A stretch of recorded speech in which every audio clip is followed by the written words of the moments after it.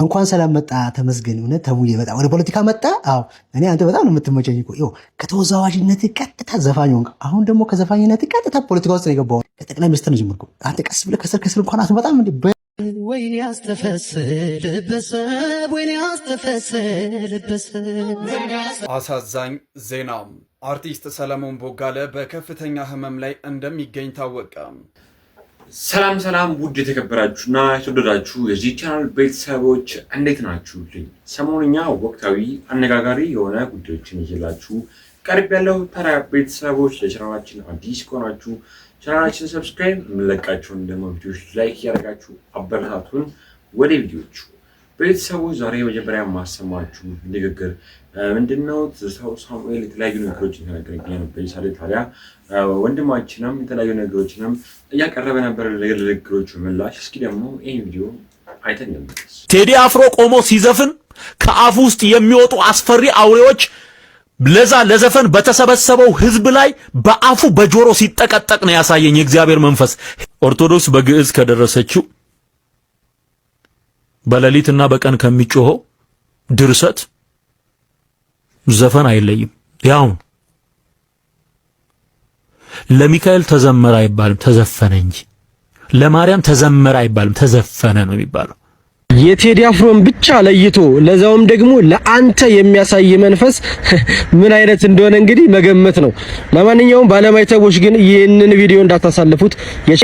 ስለ ኦርቶዶክስ የተናገረው ብቻ ላይ ሐሳብ ልስጥ። ምክንያቱም ይህ ያልተገራ አንደበት ያለው የሰው አውሬ የኦርቶዶክስ ቤተክርስቲያን ዝማሬ፣ በግዕዝ በአማርኛ የሚደርሱት ጸሎታት፣ ኪዳን፣ ቅዳሴ ከጭፈራና ከዘፈን አይተናነስም ሲል ዝም ብሎ ማለፍ ይከብዳል። በእርግጥ የትዝታው ሳሙኤል ድንቁርና ብቻ አይደለም፣ አለማወቅ ብቻ አይደለም፣ መሀይምነት ብቻ አይደለም፣ የበታችነት ስሜት ብቻም አይደለም፣ ከልክ ያለፈና መለካም ሆነ መስፈር የሌለው ጥላቻ በኦርቶዶክስ ላይ እንዳለው ያሳያል። እስኪ ማን ይሙት የትኛው ቤት ላይ ነው ወደ ጭፈራ የቀረበ ወደ ዘፈን የቀረበ ወይም ጭፈራና ዘፈን የሆነ አገልግሎት የሚባል የሚሰጥበት? የኦርቶዶክስ ዜማዎች እኮ ያሬዳዊ ናቸው።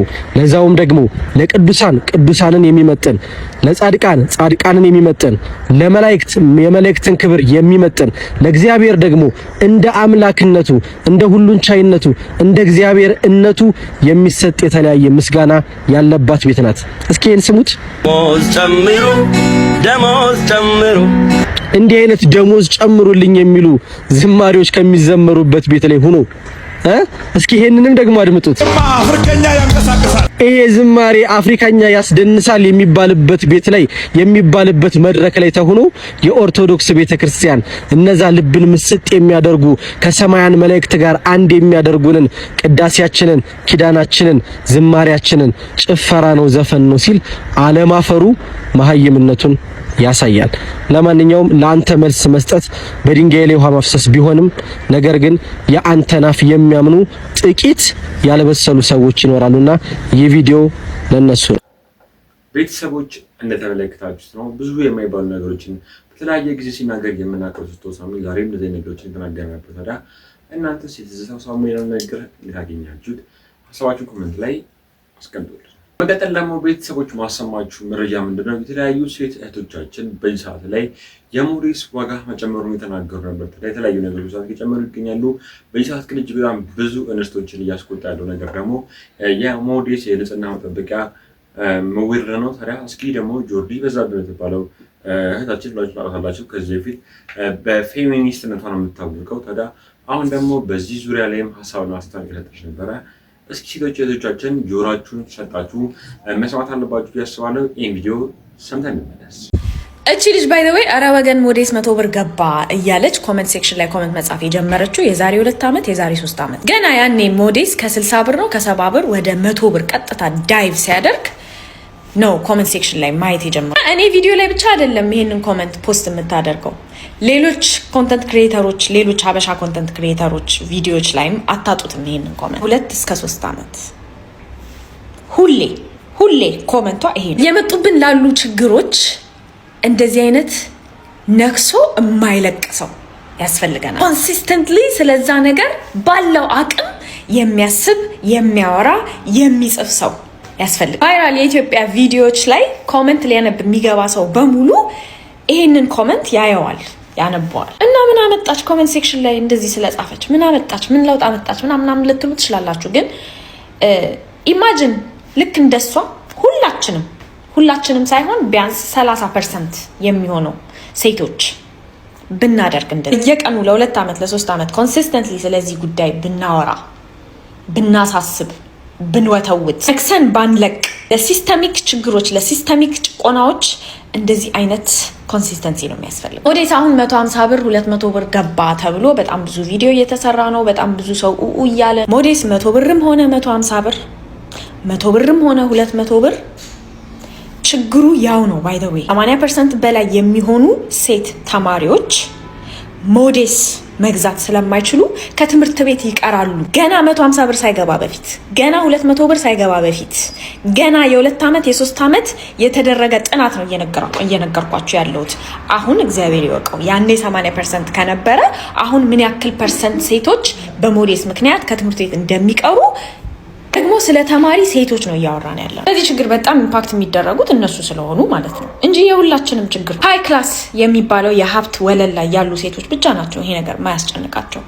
ሚድል ክላስ ላይ ያለች ሴት፣ ሎወር ክላስ ላይ ያለች ሴት ያስጨንቃታል። እናት የሆነች ሴት ከልጇ ዳይፐር ላይ ከልጇ ወተት ላይ ሰርቃ ነው ሞዴስ የምትገዛው፣ ማሽቀን ተጠቅማ ለምትጥለው ነገር ማለት ነው። እዚህ ጉዳይ ላይ በጣም ብዙ ካምፔን ተሰርቷል። ባይ ዘ ዌይ በጣም ብዙ ድርጅቶች ይሄንን ችግር መፍትሄ ለመስጠት ሞክረዋል። መንግስት የተለያዩ አይነት ፕሮፖዛሎች ቀርቦለት ነበር። ታክስ ጋር በተያያዘ ሮ ማቴሪያሉ ከውጭ ሲገባም እዚህ ሲሸጥም ታክስ እንዲነሳ የተለያዩ ጥረቶች ተደርገዋል። እነ አደይ ፓድስ፣ እነ ጀግኒት፣ የተለያዩ አሁን ላይክ ማላስታውሳቸው ድርጅቶች በጣም ብዙ ልፋት ለፍተውበታል። ግን ችግሩ ከድጡ ወደ ማጡ ነው እየሄደ ያለው። እኔ ፕሮፖዝ የማደርገው ነገር ምንድነው? ያላችሁ ሴቶች፣ ገንዘብ ያላችሁ ሴቶች እዚህ ጉዳይ ላይ የሆኑ አይነት ፕሮጀክቶችን አስባችሁ ቢያንስ መንግስት ትምህርት ቤት ላሉ ተማሪዎች፣ ለጎዳና ተዳዳሪዎች፣ አቅም ለሌላቸው ሴቶች ሞዴስ ገዝታችሁ የምትሰጡበትን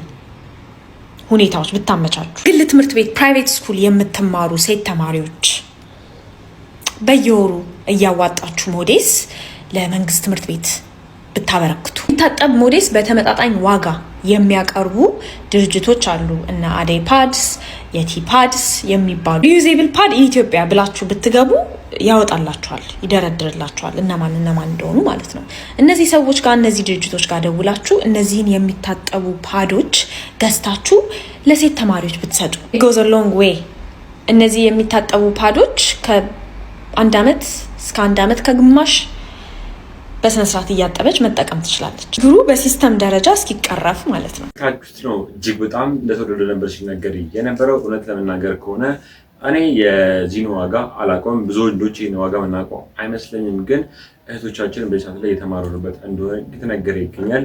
እናንተም በዚህ ጉዳይ ላይ የተሰማችሁን ሀሳብና አስተያየት ኮመንት ላይ አስቀምጡ። ሌላ ደግሞ ቤተሰቡ ሰሞኑን የጋብቻ ፕሮግራሞች በተለያየ ቦታዎች ላይ የተነገሩ ይገኛሉ። አባታችን አባ ገብረ ኪዳን ስለ ጋብቻ የተለያዩ ነገሮችን እያስተማሩ ነበር። እስኪ ደግሞ የአባታችን አባ ገብረ ኪዳን ነገሮችንም ሰምተን እንመለስ።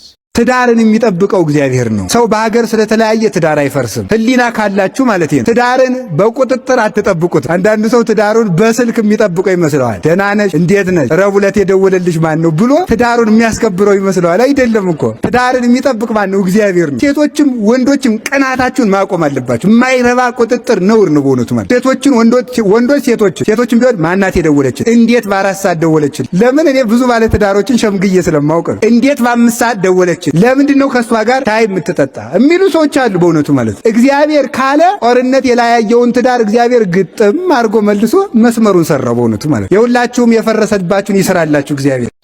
እንደሰማችሁት ነው ቤተሰቦች። አባታችን አባ ገብረ ኪዳን በተለያየ ጊዜ የሚያስተምሩት ትምህርት እጅግ በጣም ደስ የሚልና እጅግ በጣም ብዙ ሰዎች በትኩረት የሚሰማቸው አባት ናቸው። አባታችን አባ ገብረ ኪዳን እግዚአብሔር ዕድሜና ጤና ይስጥልን፣ የአገልግሎት ዘመናቸውን ይባርክልን። እጅግ በጣም ደስ የሚል አጠር ያለ ትምህርት የሰማችሁበት ተስፋ አደርጋለሁኝ።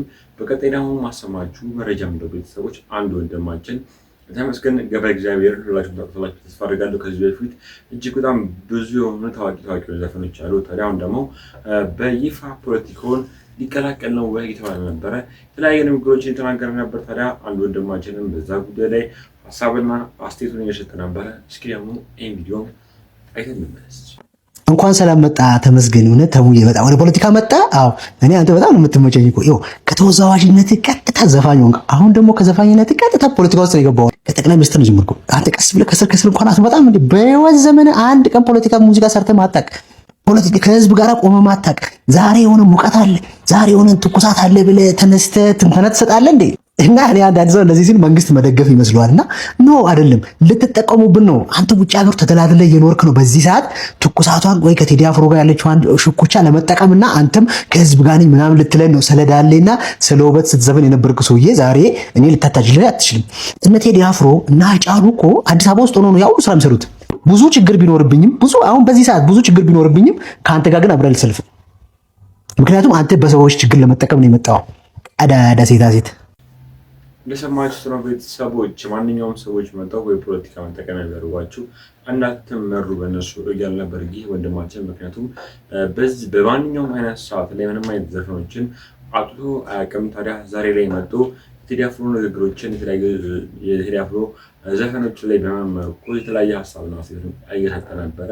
እኔ ግን በግሌ አልከተለውም እያል ነበር ይህ ወንድማችን። እናንተስ ምን ትላላችሁ? ሀሳባችሁን አስቀድሙ። ደግሞ ቤተሰቦች ከስትሮክ ወደ ሮክ ሙዚቃ ልገባ ነው እያለ ነበር ኮሜዲያን ፍልፍሉ። በትናንትናው ዕለት በጣም ደስ የሚል ነገሮች የተሰሙ ነበር። እሱም መረጃ ምንድን ነው? በጸና አልጋ ላይ ለ15 ቀን ታሞ እንደተኛ ሁላችንም እናውቃለን። ታዲያ አሁን ላይ ከህመሙ አገግሞ ወደ ቤቱ እንደተመለሰ ሰይፉ ፋንታሁን የተናገረ ነበር። እስኪ ደግሞ ይህን ንግግሮችንም ሰምተን እንመለስ። የታመምክበትን አጋጣሚ ታስታውሰዋለህ? የተፈጠረውን ነገር ፍልፍሉ ያው ሰይፍዬ ሰሞኑን እያዞረኝ ምናምን ነበረ። ከዛ እኔም ችላ ብዬው ነበረ። ከዛ በኋላ እዛው ስራ ላይ ያለውኝ ነው ትንሽ ህመም ያደረገኝ። ከዛ ወደ ሆስፒታል ስገባ ያው ስትሮክ እንደሆነ ነገሩኝ እና መከታተል እንዳለብኝ ነግረውኛል። ዶክተሮቹ የሰጡ ተስፋ እስከምን ድረስ ነው? ህመምን በተመለከተ የሰጡ ተስፋ እስከምን ድረስ ነው? ምን አይነት ህክምና አገር ውስጥ ወይስ ውጭ? እሱን በተመለከተ የህክምና ባለሙያዎች ምን አሉ? ዶክተሮቹ አሁን መቆም ባላንስ ማድረግ ነው ያልቻልኩትኝ። ስለዚህ የመዳን ተስፋ ሙሉ ለሙሉ ህክምናውን ካገኘህ አለው ብለውሃል? አዎ አለው ብለውኛል። ሊፈጅ የሚችለው ገንዘብ ይታወቃል ፍልፍሉ?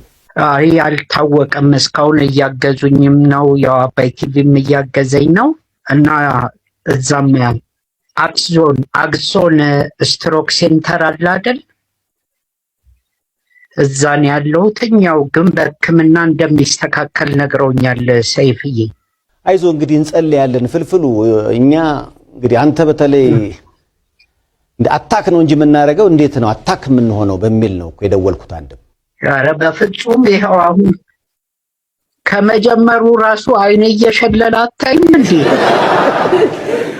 ምን አትመመኝ እኮ አይባልም ፍልፍሉ፣ አድነኝ ነው። አዎ ይሄም ለኔ ማስተማሪያ ነው ሰይፍዬ። ከምን ከብዙ ነገር ባለፈው የታመምኩ ጊዜ ደውለህልኝ ነበር አስታውሳለሁ። እግዚአብሔር ጨርሶ ይማርህ ብለህ ነበር። እኔም አሁን የደወልኩልህ እግዚአብሔር ጨርሶ እንዲምርህ በምሕረቱ እንዲጎበኝህ ለማለት ነው ፍልፍሉ። አሜን። ተበቀልከኝ፣ ጊዜ ጠብቀህ ተበቀልከኝ። እንግዲህ አንተ ያደረግከውን እኔ ላድርግ ብዬ ነው ፍልፍሉ። መልካሙን ሁሉ እኮ እወድሃለሁ እኮ ታውቃለህ አይደለ? አውቃለሁ ሰይፍዬ። አዎ እንግዲህ ወደ ቀድሞ ስራ ትመለሳለህ። ስትሮክ ብዙ ጊዜ ከምንድን ነው የሚመጣው አሉ? ምንድን ነው ማድረግስ ያለብህ ነግረውሃል ፍልፍሉ?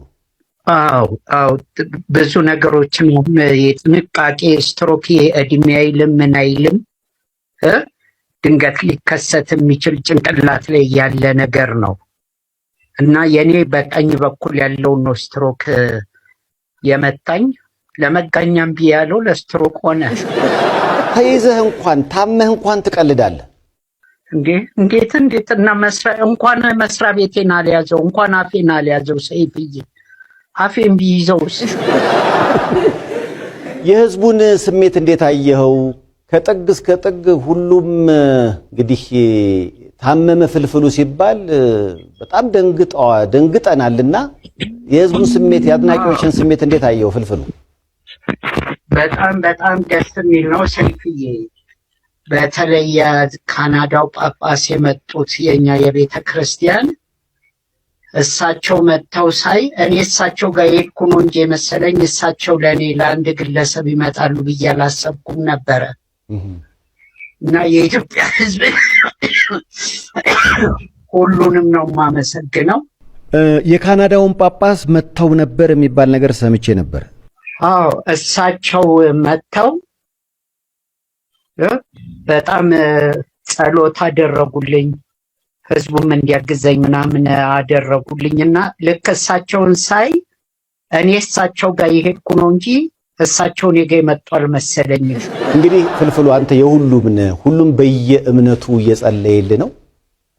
በቅርቡ ተሽሎ ወደ ስራ እንድትመለስ ሁሉም ይናፍቃል።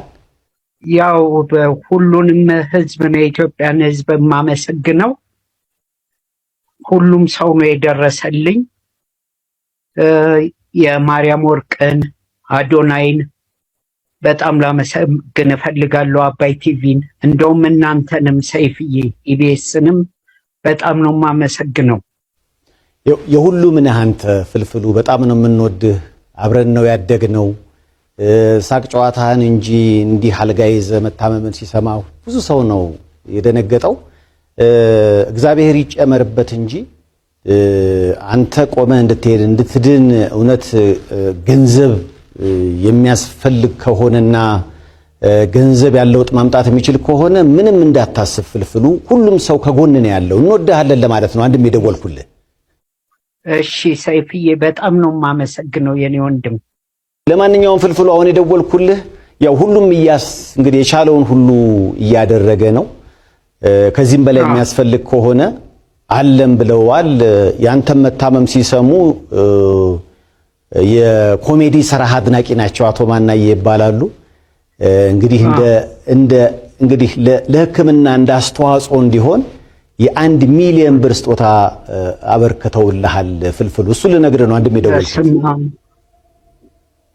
ሰይፉ ወዬ ከስትሮክ ወደ ሮክ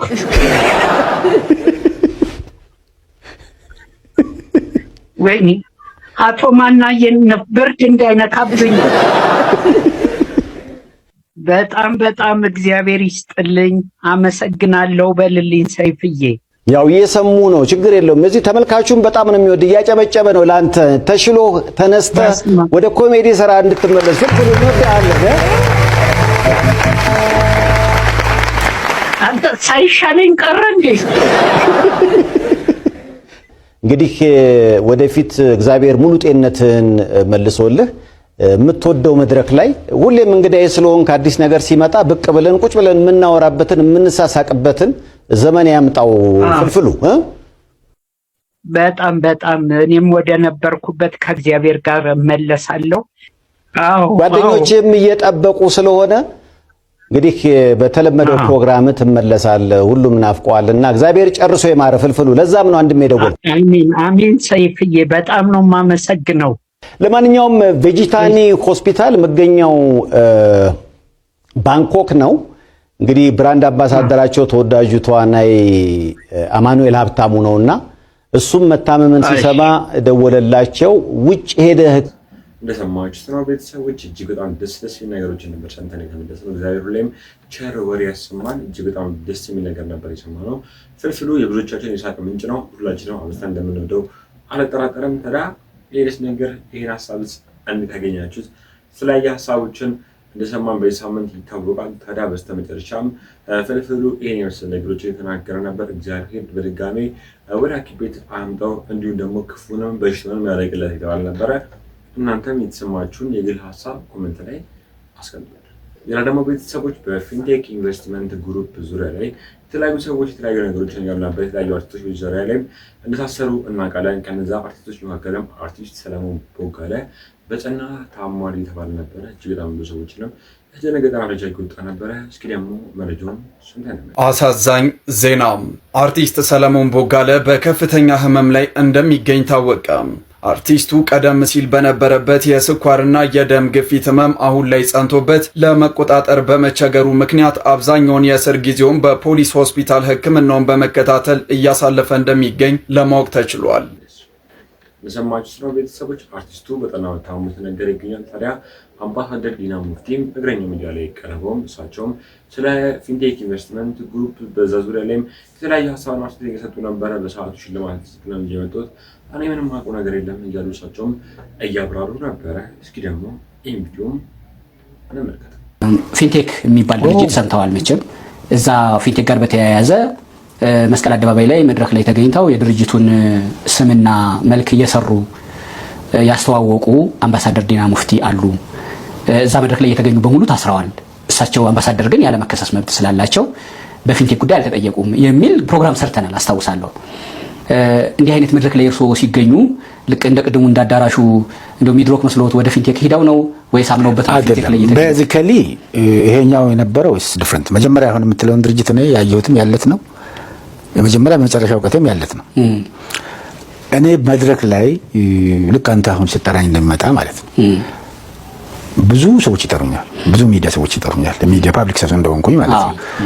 ከፋና የነበሩ ልጆች፣ ዋልታ የነበሩ የግል ሚዲያዎች በሙሉ ይጠሩኛል እና እሄዳለሁ፣ አከብራቸዋለሁ። ከዛ አንፃር ነው እዛም ላይ የተጋበዝኩት። እኔና የትራንስፖርት ሚኒስትር ዴኤታም ነበር። በጣም ብዙ በርካታ ሰዎች ነበሩ። አዳራሹ ሙሉ ነው። አደባባዩ መኪናዎች ሞልተዋል። ከዛ በኋላ ክብር እንግዳ ናቸው ተብሎ ቁልፍ ስጥልን አሉ። ቁልፍ ሰጠው። የኔ እውቀት ሲጀምርም ሲጨመርም ይሄ ነው።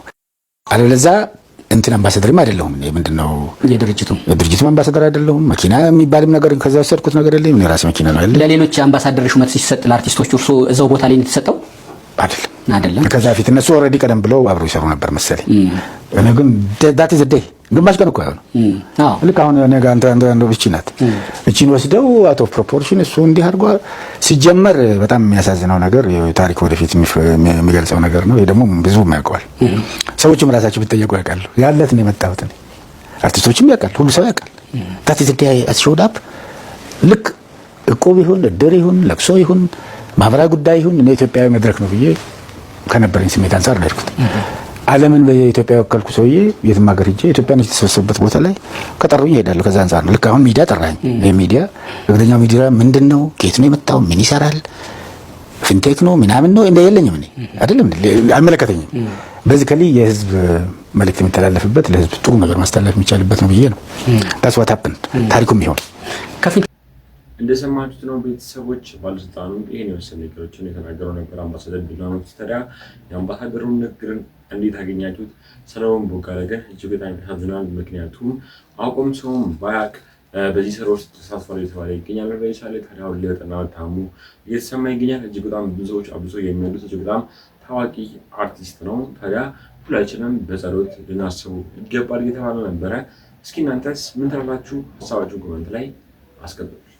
ቤተሰቦች ታዋቂዋ ጋዜጠኛ ዳናይት መክብብ ደግሞ በዚህ ሰዓት ላይ የተለያዩ ሀብትና ንብረቶቿ እንደታገዱ የተነገረ ይገኛል። ምክንያቱም በፍርድ ቤት ትዕዛዝ ነው የተባለ ነበረ። እስኪ ደግሞ ይህን ቪዲዮም አይተን እንመለስ። ስለ ዳናዊት መክብብ አዲስ መረጃ ተሰምቷል። የዳናዊት መክብብ የባንክ አካውንት መታገዱም ተሰምቷል። ታዋቂዋ የቴሌቪዥን ፕሮግራም አቅራቢና የሶሻል ሚዲያ ተጽዕኖ ፈጣሪ ዳናዊት መክብብን ጨምሮ በ5 ተከሳሾች ላይ ተመስርቶ በሚገኘው ክስ መሰረት የንብረትና የባንክ ሂሳብ እገዳ መጣሉም ተሰምቷል። እንደ ኢትዮፒካ ሊንክ ዘገባ ዳናዊት መክብብና ሌሎች 4 ግለሰቦች የተከሰሱት ወደ ውጭ ሀገር እልካቸዋለን በሚል ከ13 ተከሳሾች ከእያንዳንዳቸው 437 ሺህ ብር ተቀብለው ሳይልኩ ቀርቷል በሚል እንደሆነ የተነገረ ሲሆን ይህንን የክስ ሂደት መሰረት በማድረግ የቦሌ መጀመሪያ ፍርድ ቤት አራተኛ ፍትሐብሔር ችሎት በሰጠው ትዕዛዝ የተከሳሾቹ የሚንቀሳቀስና የማይንቀሳቀስ ንብረት እንዲሁም ደግሞ የባንክ ሂሳቦች እንዲታገዱ ተደርጓልም ተብሏል። የአዲስ አበባ አሽከርካሪና ተሽከርካሪ ፍቃድ ቁጥጥር ባለስልጣን ለፍርድ ቤቱ ባስተላለፈው ሰነድ መሰረት በአንደኛ ተከሳሽ ቤተልሔም ታደሰ ስም